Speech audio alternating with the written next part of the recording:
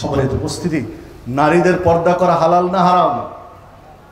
পর্দা করতে হবে, এটা ইসলামের চূড়ান্ত বিধান। পর্দা ছাড়া থাকবে এটা হারাম। হারাম নাই? পর্দা ছাড়া একজন নারী থাকবে এটা কি শরীয়তে হারাম? এটা স্পষ্ট কোরআন মাজিদের আয়াত। অকরনা ফি বুয়ুতিকুন্না ওয়ালা তাবাররাজনা তাবাররুজাল জাহিলিয়াতিল উলা।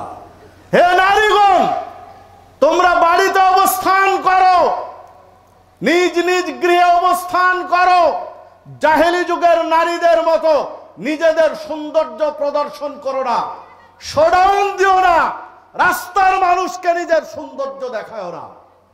এই বিধান কার? ইসলামের, আল্লাহর বিধান এটি।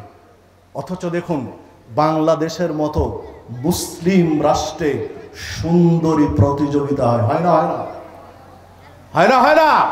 কারা করে? একজন মুসলমানের বাচ্চা দাবিদার আপনি মুসলমান, ধিক্কার জানাই তোমার মতো মুসলমানকে। তুমি নারী সুন্দরী প্রতিযোগিতার ব্যবস্থা করো আর নিজেকে দাবি করো মুসলিম, ধিক্কার জানাই তোমার। আর এখন তো এসে কি সুদর্শন পুরুষ, হিজড়া প্রকৃতির মানুষগুলোকে সামনে তুলে দিয়ে সুন্দর পুরুষের প্রতিযোগিতা চলছে। হচ্ছে না এগুলো?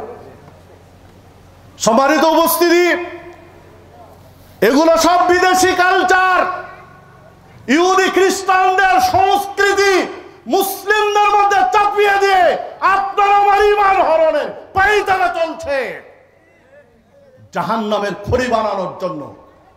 যদি আপনি আমি সাবধান হতে না পারি, তাহলে বিচারের মাঠে অন্যান্য উম্মাত 72 দলে বিভক্ত থাকবে, আর উম্মাতে মুহাম্মাদি 73 দলে বিভক্ত থাকবে। কারণ তো এগুলোই।